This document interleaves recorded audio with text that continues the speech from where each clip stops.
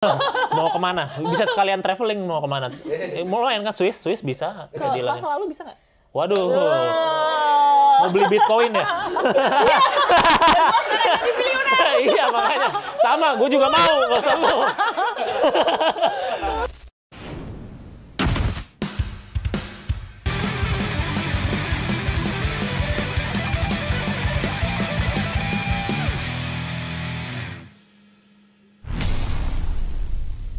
Selamat datang kembali di Belum Tahu dari Belum Media, nggak usah. Selamat datang lagi di Belum Tahu, di mana banyak hal yang sudah kita tahu, banyak hal juga yang belum kita tahu. Dan pada saat ini banyak hal juga yang kita tidak tahu tentang Dara. Halo. Panggil Dara siapa?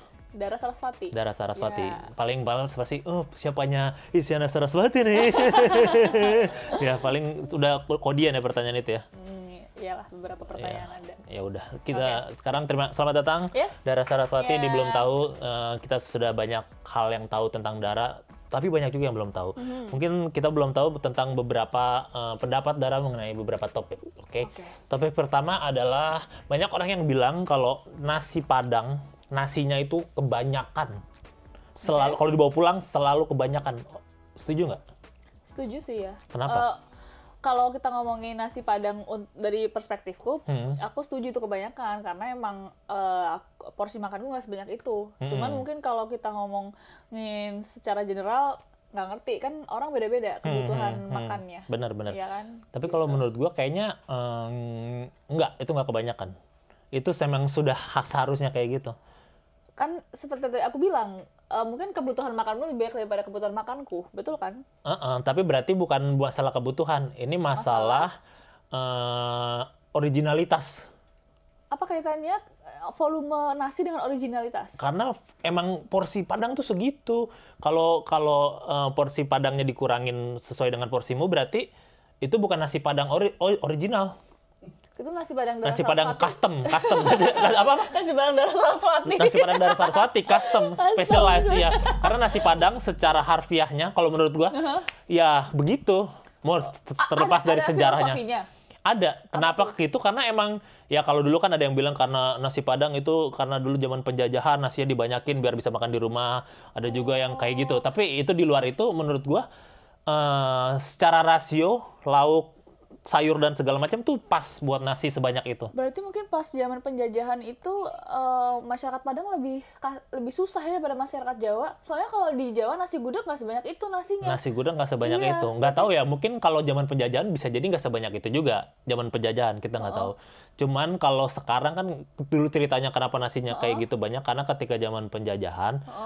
Kalau yang belinya orang Indonesia nasinya dibanyakin, kalau yang belinya orang Belanda enggak gitu. Karena biar kenapa nasinya dibanyakin biar di rumah bisa pada makan juga. Biar orang Indo sesama solider. Tapi kenapa cuma di Padang? Padahal kan penjajahan menyebar ke seluruh Nah iya juga, Indonesia. jangan-jangan gudeg juga banyak zaman penjajahan. Nggak ada yang tahu kan? Ya kan? Cuman sekarang ya udah kebanyakan nggak usah lah. Cuman kalau di Padang masih berlanjut mungkin ya. Oh gitu ya, karena dia menyesuaikan ya. Menyesuaikan. Ternyata di Jawa ya. Di Jawa kayak kebanyakan bro. Ya udah. Ya siapa tahu. Berarti udah nggak originalitas dong itu. Kalau gudegnya. Tadi iya. Kalau gudeg bisa jadi ya. Berarti salahkan gudeg dong bukan nasi Padang ya dong. Ya kan? Harusnya penjual nasi gudeg banyak juga. Jadi semuanya dari Sabang sampai Merauke kebanyakan nasinya harusnya ya. Iya. Tapi kan itu masih simpang siur. Tapi intinya sih poin gua adalah ketika nasi Padang nasinya bukan banyak, itu bukan nasi Padang yang sejati. Itu salah satu unique selling point. Unique selling point nasinya Padang banyak ya. dan itu pasti bisa dihabiskan. Gak usah nasinya si tengah ya, nggak pasti bisa habis. Bisa kok. Manajemen nasi itu masalah manajemen nasi. Gua berkali-kali makan nasi Padang selalu habis, nasi terakhir dan lauk itu secara rasio sama. Bisa kok, bisa. Ya? Cobalah, bisa. Ayo, bisa.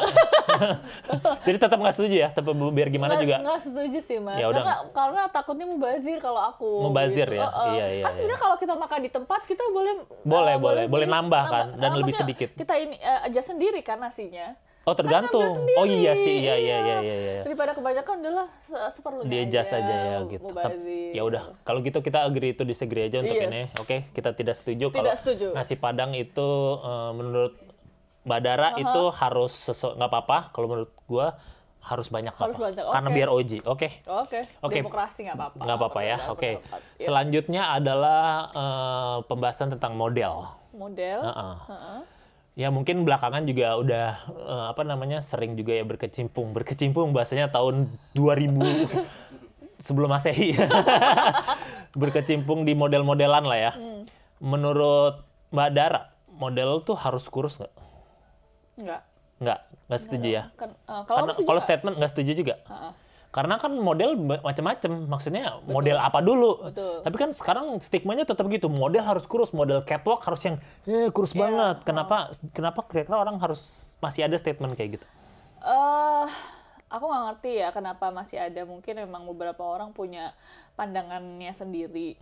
Cuman aku setuju dengan statementnya Mas Kuko bahwa memang kalau kita lihat, kita ambil sampel langsung aja lah realitanya tuh Victoria's Secret kan. Victoria's Secret. Dulu kan dia memang pilih model tuh yang tipis kering gitu kan. Sekarang tabak ya.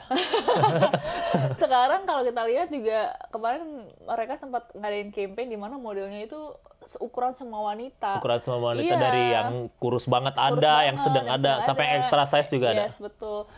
Dan berarti kan secara tidak langsung memvalidasi ya bahwa itu masalah pandangan aja sih. Pandangan beberapa industri fashion tertentu yang memang mungkin punya standar tertentu untuk model yang bisa pakai brand gue memang harus seperti ini kualifikasinya. Tapi kalau secara standar general sih aku tidak setuju itu. Nggak setuju ya, pokoknya model nggak boleh nggak harus selalu kurus. Karena jadi orang apapun bisa jadi model. Jadi sekarang kalau orang kurus kan selalu dibilang bisa jadi model nih. Harusnya sekarang budayakan orang apapun bisa jadi model ya. Benar. Kecuali obesitas kali ya. Lah nggak juga. Banyak juga orang obesitas. Kalau misalnya ada brand misalnya yang butuh orang obesitas untuk mempromosikan brandnya, nggak apa-apa ya. Ya udah kalau gitu obesitas secara tidak bisa diperbaiki lagi. Maksudnya? Jadi kan ada orang yang obesitas memang dia nggak bisa kurus, itu mau di apa-apain memang secara genetik nggak bisa. Ada juga obesitas yang pilihan, dia sebenarnya bisa kurus, cuman dia mau obesitas aja. Emang iya? Ada. Enggak, yang genetik emang iya? Yang genetik ada loh, bisa. Emang ada temen gue itu nggak bisa kurus, dia mau diet apa karena sakit apa gitu, jadi nggak bisa kurus gitu. Susah lah, kalaupun kurus harus berkali-kali lipat lebih diet.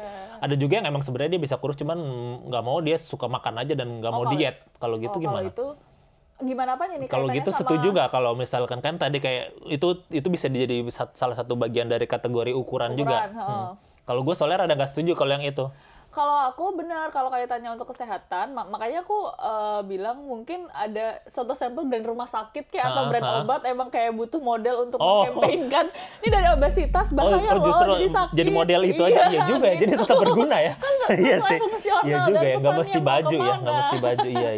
Ya udah setuju, itu point of view baru nih, karena mindsetnya sekarang model adalah model tuh selalu pakaian. Ternyata kan bisa seluas itu, bisa jadi industri kan banyak banget. Iya ya, model ini adalah orang yang malas bekerja. Benar. Karena kan mungkin model tuh selalu dikaitkan dengan industri fashion, padahal kan industri tuh banyak banget dan memang mereka juga butuh model-model untuk membantu campaign mereka. Berarti statement ini justru mengarah kepada lebih luas lagi, di mana model yang nggak semua maju itu harus berbagai ukuran ya. Iya. Asal sehat ya tetap ya. Harus sehat. Asal sehat ya. Iya. Jangan jadikan ada soalnya yang jadi justifikasi. Model bisa semua ukuran. Ya udah saya nggak usah diet biar saya makan kolesterol. Saya model. Ya, jadi bukan menjustifikasi orang-orang gitu. Oke. Tapi semua ukuran ada dan kita kayak untuk ini agree ya. Setuju. Kita agree untuk agree. Model bisa semua ukuran. Oke. Yang terakhir itu apa ya tadi topiknya? Oh, ini. Yang terakhir ini adalah mengenai relationship. Relationship banget nggak tuh? Relationship. Banyak orang yang bilang kalau dalam relationship ya udahlah yang sevisi aja, sepandangan, satu frekuensi. Harus kayak gitu. Kalau nggak mending nggak usah bareng deh. Setuju nggak? Setuju. Kenapa? Setuju nggak? Ntar dulu. Nggak setuju. Oke. Kenapa setuju? Aku dulu. Karena aku pernah ada di fase dimana aku pernah di relationship yang tidak sevisi, sefrekuensi dan sepandangan, itu bukan rusak, susah banget. Dan aku juga pernah ada di relationship yang sevisi, sepandangan, sefrekuensi, itu lebih mudah. Soalnya bayangannya gini, kita kalau ngomong relationship yang serius ya, pasti kan arahnya ya ke arah pernikahan gitu kan. Kalau kita bukan makan cilor balong ya?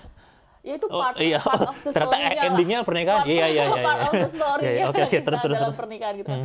Nah, pernikahan itu banyak orang yang mungkin belum ngerti, terutama teman-teman muda ya, bahwa menikah tuh tidak, atau relationship itu tidak melulu soal happy atau bahagia, tapi kita mencari partner untuk kita tuh berperang. Aku setuju dengan itu sih. Makanya ada istilah bahwa menikah itu adalah ibadah terpanjang ya, karena memang ujiannya berat, cobaannya berat, banyak ujian dari faktor eksternal. Kalau faktor internalnya aja belum beres, ibaratnya kayak gue ngajakin lo jadi partner perang gue, tapi kita nggak punya visi yang sama nih buat ngadepin perang di depan, apa nggak makin chaos gitu? Iya sih. At least paling nggak kita punya bekal yang sama dulu. Nanti masalah perbedaan pendapat selama prinsipnya masih sama itu bisa di-adjust. Tapi kalau udah terlalu jauh nyebrangnya, itu agak repot sih. Agak repot ya. It's drain, capek. Iya. Kalau menurut gua. Menurut lo ya. Kalau menurut gua soalnya sebenarnya sama. Gue setuju kalau untuk ke jenjang selanjutnya emang harus punya foundation yang sama dari awal. Ngapain nyari perkara dari awal? Cuman kan dari perbedaan itu bukannya akan nimbulin point of view baru yang ujung-ujungnya bakal ketemu di tengah. Iya sih bakal effort. Cuman kan kalau udah gitu apa nggak ada itu sebagai salah satu effort dari sebuah relationship juga? Oke. Kalau ngomongin soal perbedaan yang ada potensi ketemu di tengah ya. Yes. Gini loh, even visi itu kan oke, luas ya. Dan outputnya itu kan banyak ya, Mas ya. Jadi even visinya itu sama, pendekatannya tuh orang bisa beda-beda loh, Mas. Kayak Visinya misalnya sampelnya gini deh, kita satu prinsip nih, sama-sama kita ngomongin prinsip dulu deh, belum visi ya, sama-sama muslim nih. Kita udah tahu aturan-aturannya, batasan-batasannya. Nah, kalau kita sama orang yang nonis, misalnya aku muslim, dia nonis.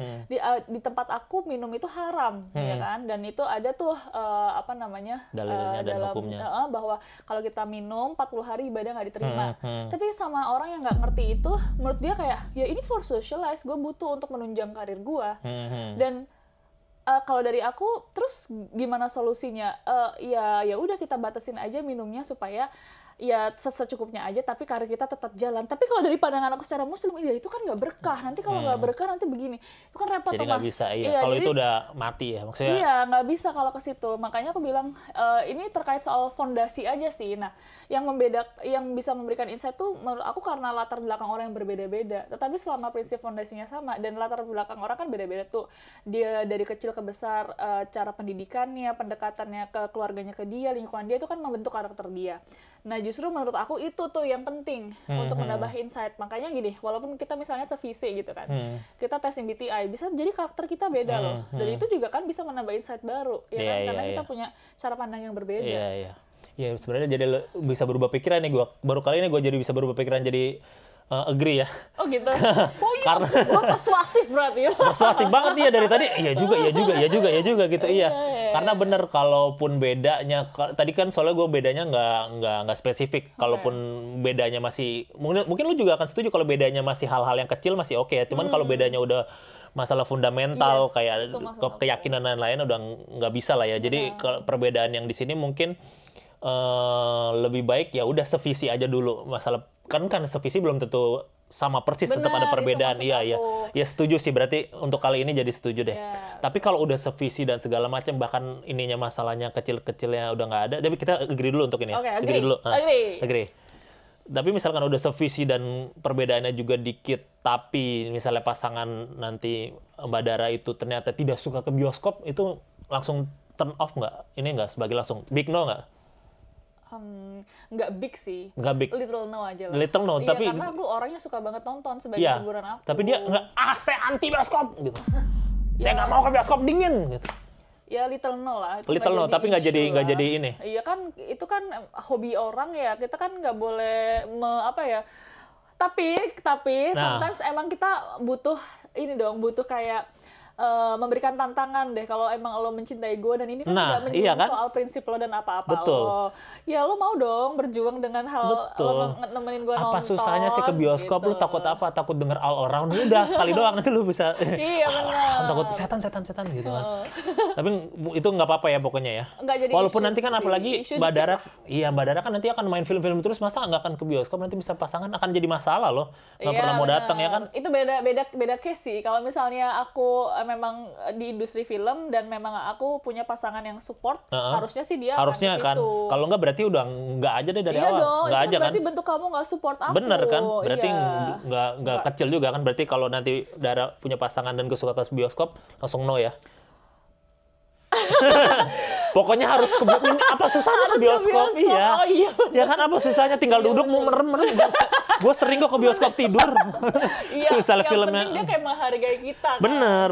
Iya gitu. nggak apa-apa. Nggak apa-apa ya. Sih, bener. Apalagi nanti betul kan. Apalagi jadi misalkan nanti kayak mau ke premiere, mau premiere bentar lagi ya. Bener. Premiere film apa? Saya patah. Oh iya, saya pakai baju promo ya. Gimik aja lu. Enggak, soalnya kirain tadi dari dapat baju di depan, baju apa nih ya, main lah pakai. Ternyata baju promo, sialan gue copot aja deh. Baju promo. Iya, apa nih judulnya? Sayap patah 2. Akan ada di film ini berarti ya? Yes, betul. Mainin peran apa nih? Ibu guru. Oke, berarti ibu guru di sekolah dasar apa sekolah SMP? PAUD. Oh, PAUD. PAUD berarti belum ngitung-ngitung ya? Ya udah dong. Udah ya, PAUD udah gitu ya? Susah banget sekarang. Udah main saham berarti dari PAUD sekarang? Ya kagak juga sih. Jadi sekarang anak-anak harus makin maju AI. Kripto, iya. Enggak ya, jadi guru PAUD di sana.